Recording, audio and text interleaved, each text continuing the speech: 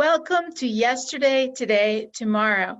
My name is Mariana Cordier, and I am your host. I am coming to you from my home via Zoom. Generation Z, or Gen Z, is the name of people who come after the millennials. They're around 5 to 26 years old. This generation has been raised on the internet. They are social media savvy. They know how to use Facebook, Instagram, TikTok, and many more apps. They watch shows and movies on streaming services like YouTube, Hulu, Netflix, and Amazon, to the point that they are changing how many industries do business because of their purchasing trends. Today, I've invited 3 Generation Z guests to discuss the current affairs and important issues facing our country from their perspective. My first guest is Grishma Anand, is the president of the student organization Mary Perg. Hopefully I said that correctly. And that is out of University of Maryland, College Park, but it is a national organization. My next guest is Rochelle Adu. She is a student leader at Montgomery College. And my third guest is Jose Cadiz. He works for the Office of Community Outreach at the University of Maryland, College Park, but he is here for his personal individual perspective, not the university's. So welcome to all of you. I'm so glad you were able to join me today, because we hear on the news so many of the expert opinions, but I think your opinion is so much more important. Let's start with you, Jose. When I was talking to you earlier, you mentioned that just this year there are going to be 4 million new voters. Yes. What impact do you think that might have? Yeah, so I think that has a huge impact on our democracy, but it also has the ability to change who we are as a society and who we are as a nation. So these Gen Zs that are coming into this age bracket that can vote and exercise their civic duty in voting can also have conversations with their peers about what it means to vote, what it means to be a civic engaged citizen, and also just the overall experience of joining the endless generations that have come before them that were able to vote. And to Let me ask you, because the young vote, the young adult vote, has been an issue in just about every election that has come. And this year is a general election, presidential election. And in the past, our young vote hasn't really turned out. You know, sometimes the comments were, does my vote really count? Or just the statement, it doesn't really count. What's different, if anything, this year? Yes, so thank you for that, because it is an amazing opportunity this year, especially in this general election, to capitalize through social media. As you mentioned when we first began this conversation, Gen Z has capitalized social media for information, for wealth, for so many different things to receive that platform. And this one in particular has to do with 2 things that are going on in our country right now, which is 2 pandemics, the COVID-19 and the social unrest. And so that being said, individuals that are in the Generation Z that have the young people, as we call them, right? They have been engaged in so many different of these marches, these different things that are happening with Black Lives Matter, which is very important. And they are the forefront. They are the picture of what's going on and the picture of the future as well. So they're taking everything from what they've learned and they're putting it into action. So I'm really excited about it. So Grishma, thank you for being on the show. So exciting. You're the president of this student advocacy organization. What do you see as the current issues and concerns that are actively making young people participate more?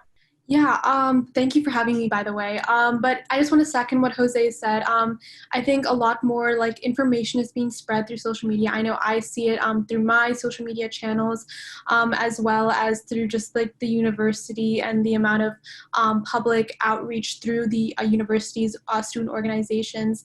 You know, students are, you know, putting it out there about how important it is to go out and vote. There's more just education throughout, you know, social media, this tool that kind of was originally used just for fun, but now it's being used as like for educational purposes. I think it's a really great way, and you know, students, young people are, you know, realizing that, you know, it is important to go out and get your vote out there. It is important to vote because, you know, this vote is not only impacting you, it is impacting, you know, future children to follow, so people are understanding the gravity of it, and I think it's really great to see. It's really great to see kind of the outpouring of support from different organizations, you know, putting effort into different programs, different events, or just simply like, you know, friends texting each other and saying, hey, like, have you registered to vote, like, you know, all of this. It's really great to see, and I think, Well, let me ask you something. With your organization that is about more than just voting, it's about student advocacy. I noticed that some of the issues that you guys try to tackle and help students with is, for instance, hunger, hunger insecurity, food insecurity, health, and even environmental issues. Why don't you tell us a little bit about that? Because it's not just about elections, is it?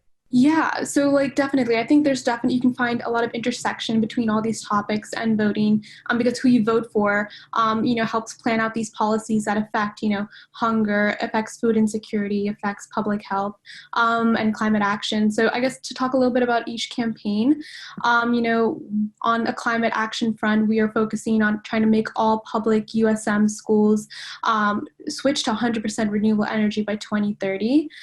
So we have a great team working on that. We have over like 80 students, you know, in the coalition now working towards that.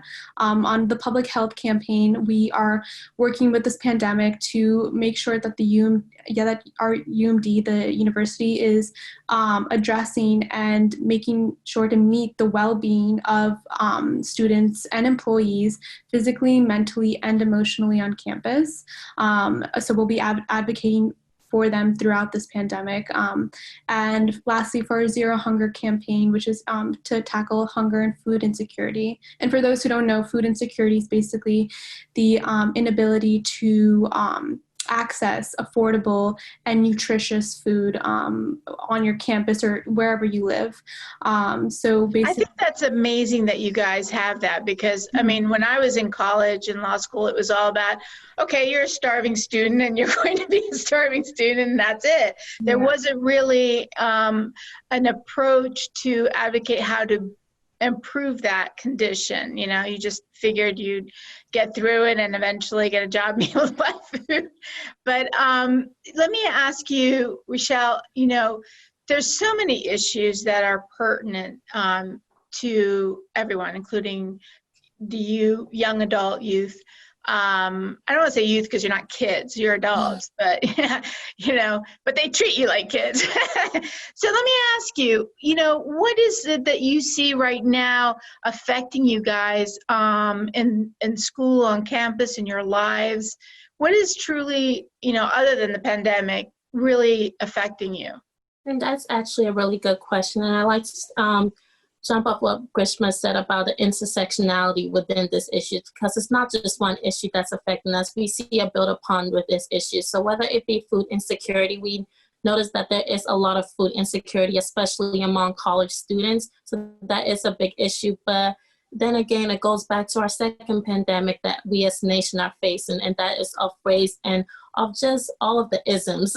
I mean, when it comes to xenophobia, homophobia, we see that there's a battle to be fought there. So again, these issues build up on one or each other, but we are seeing social unrest, especially within the youth and this younger generation. And I think one thing that's different than there was before, and that we hopefully see that during the polls this year, is that there's a lot, maybe awakening. There's a new type of awakening where these issues that before didn't particularly affect the younger generations, we now see that people really care about them and it's directly affecting us. So whether it be racism, xenophobia, homophobia, we see that these social justice issues are very big to us, and it really means a lot to the younger generation. So I think it kind of lit a fire that hopefully translates into the poll, because again, an uninformed population does not really yield democracy or true democracy. So I think that's something that we're seeing, where these issues are kind of lighting a fire under people, where they're trying to stay informed. They're trying to learn more about not only the federal government, but especially their local government as well, because a lot of change happens on the local level. Well, so that's interesting that you should say that, because talking about local level, what about, I'm sure you guys have conversations with peers, colleagues, friends, whatever you want to characterize, that are moderate or liberal or conservative. And do you see all of you in having the same sense of wanting to engage, or is this just those of you who are really active and there's a lot of you that are not? Yeah, I think you want to take for that? me, Go ahead. Sure, absolutely. So I will definitely take that. And I think that you're right. The conversation is now being had. The conversation is not taboo. The conversation is needed, and it's continuously talked about without any regards for, oh, I don't want to lose a friend over my political views. I don't want to lose a friend over the way that I express my vote at the local level, or even at the, at the national level. So these conversations are being had, and these conversations are needing to be had because of the social unrest. And Rachelle, I want to echo everything that you have said, because it is exactly that. It's the social justice issues that are larger than just ourselves, or larger than our neighborhood. It's this country. It's us being in one as humanity to really build off of just each other. Whether you are a Republican or you are a Democrat, we need to be able to address the social justice issues that are wrong, that are perpetuate. This is systematic. This is something that has continued on.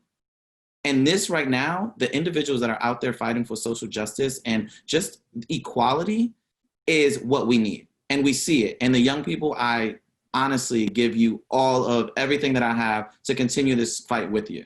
Well, so that's another question raised, right? Because some of the fear that is being promoted and perpetrated is that there's going to be riots and fires in the street and anarchy, if you will, with this, with the youth and the young people's movement and others, and activism is slowly trying to be characterized in a negative fashion.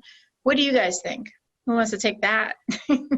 I can start with that. And I think that, again, with the notion that there's been an increase in rioting, I think that sometimes it also leads back to misinformation and a misinformed population, because truly an example is the Black Lives Matter protest, where it was a small margin of protesters that were rioting. But again, through the use of media, sometimes it distorts the image that is trying to be projected. So now it changes the narrative of we're peacefully protesting for this to they're uprising, they're rioting, and now we're scared. So it is, in fact, it all goes back to being an informed citizen. Whatever way you look at it, you have to make sure that you're reading all news outlets, not just one news outlet, but all of them. You're truly trying to be informed in a way. So again, rioting, as we found out, is the language of the people that are not being heard. So if these issues are being addressed in the rightful way, maybe it wouldn't lead to rioting.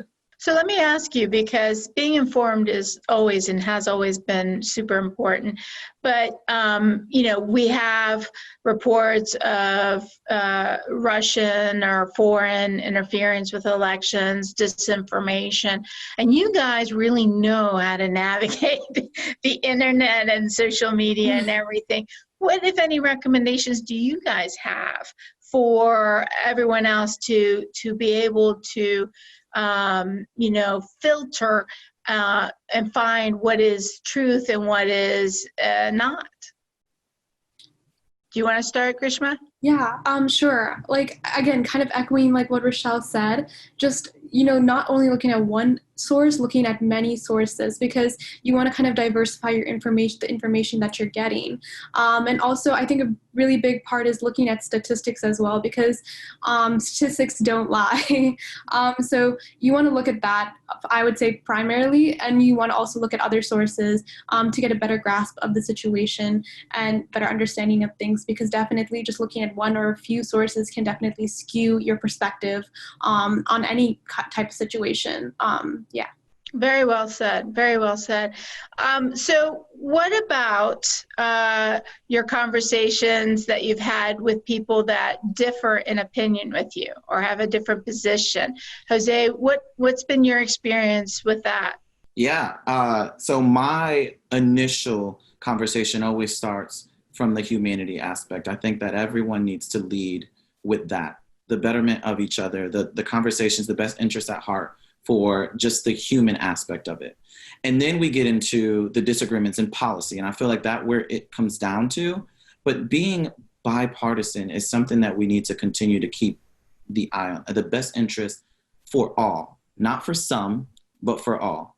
And so when we start to think about the policies that are set in place to disenfranchise Black and Brown communities, to disenfranchise in every single way. So all of these social justice issues, when it comes to housing, when it comes to food insecurity, when it comes to education, equitable education. And these are the things that we need to continue to fight that are not new, but they are systematically in our generation continue to be the topic of discussion. Right? Reform. In which way? No, it needs to happen at a systematic level. And even just now, we saw what happened with George Floyd. And even just hours ago with Jacob Blake in Wisconsin. And those are the things that even if we're going out there and we're marching, we're not seeing any of the benefits. Like we're not seeing any of the, things come to fruition.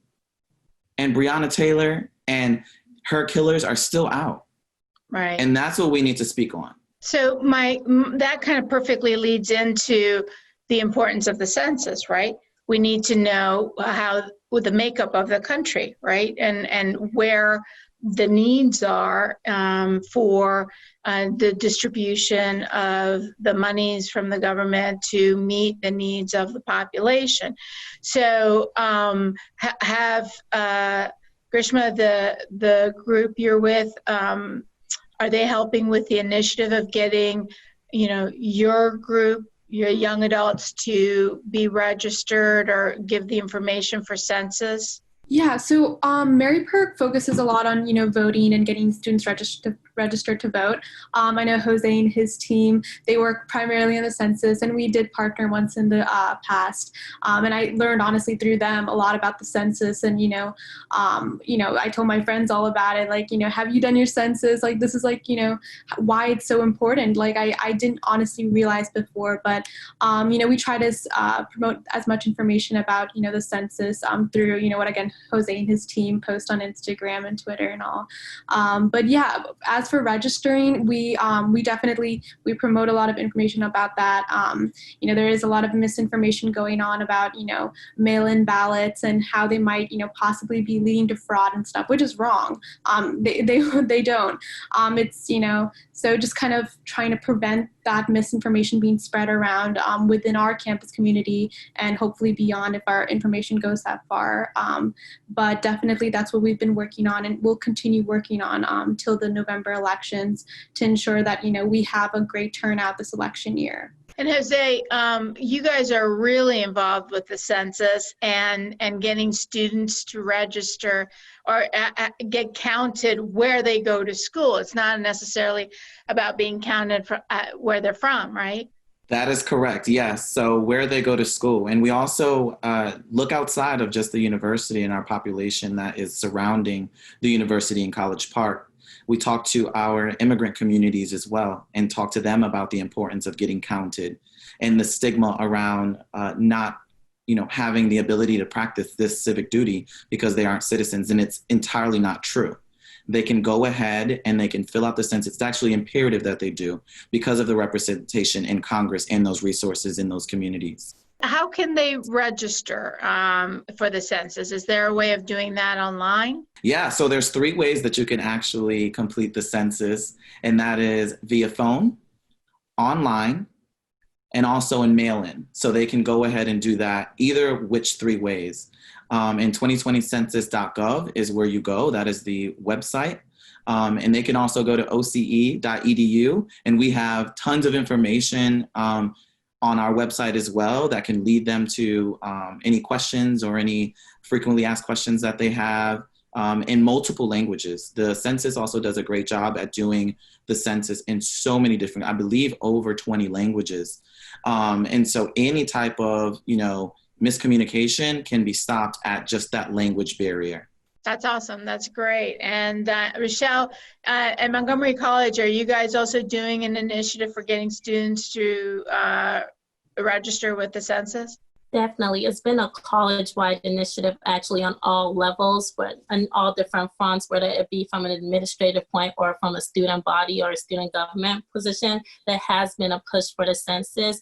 And I will say, I believe a lot of my colleagues, when it comes to school, I think they have filled the census out in like massful because of the push from the college. And I think that nationwide, I think we're seeing the importance of the census because it not only affects communities, but also affects universities as well. And that in turn trickles down to student aid in the future. So it's really important that everyone fills out the census so that, we get the resources that we need and we truly deserve. That's great. I'm glad that the universities have done that because I believe last time there was some difficulty with having the students counted.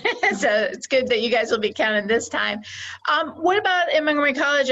Are there any initiatives for getting people registered to vote and to actually vote? Yeah, I think what we're doing, especially we see this when it's closer to elections time, is trying to inform the population as much as possible. The president of the college the other day just actually sent out a memo just re-emphasizing the importance of voting because, again, it's important that we practice our civic duties. And no matter, the college doesn't actually endorse any candidate, but it is a push that the college is trying to do where students and everyone in the college, members of the college community, go out and vote because, again, voting affects more than just the president for the next 4 years. It affects a great deal. It affects the money we get. It affects the way our educational system looks, which I know we all have a great play in. We're very interested in that. Well, so let's talk money. That is always a very important topic on everyone's mind, regardless of age. So how has this unprecedented times affected you guys, students, not personally, but students and young adults with restaurant closures and all that kind of stuff? I mean, how are students adapting? I can start off with that. So yeah, like as a student at UMD, I've definitely heard from a lot of people that, people have lost their jobs because of the pandemic.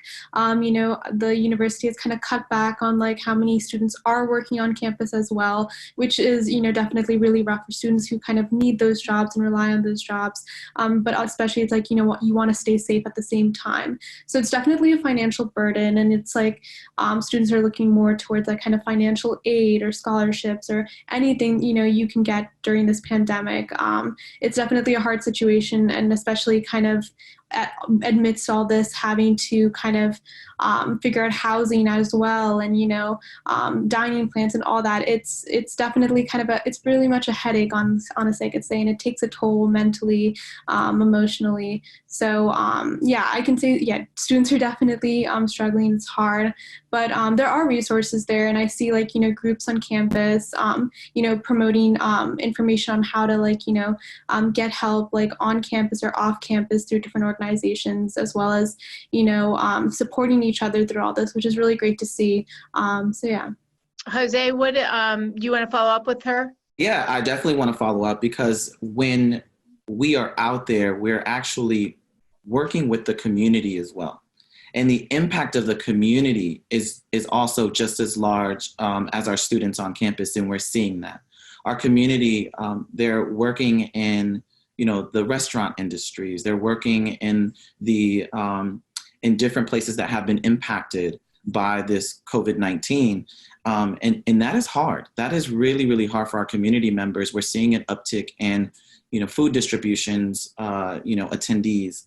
And we're out there and where, the food insecurity issue was a problem before, but now it has just exuded the capability of our organizations that are doing distributions to even cope with, the amount of pressure. So we are doing anything and everything to continue just being there for our community and our community organizations and our residents from our office. And I'm sure the university also is there to support as well. And Rochelle, how important, really briefly, because the show always goes so fast and we're running out of time, what really briefly would you say, how important is student advocacy or young people's advocacy? I think now more than ever, it's really important because we finally have a seat at the table where this is the policy making table and our vote actually matters. If we see something we're not comfortable with, if we see something we have a problem with, no matter if it's been a long-standing issue in this nation, it's important that we speak up because one way or the other, through our votes, we will be heard. Well, that's it. We're out of time. It was a great show. I really appreciate my guests who are on and keep an eye out for them in the future because I bet there are future leaders. And to our audience, thank you so much for watching. Please join me next week at the same time, or you can catch the show on the YouTube channel. And the address is Yesterday, Today, Tomorrow Show. You need the show. Please do not forget to subscribe, tag, and share. I'm Mariana Cordier. Until next time.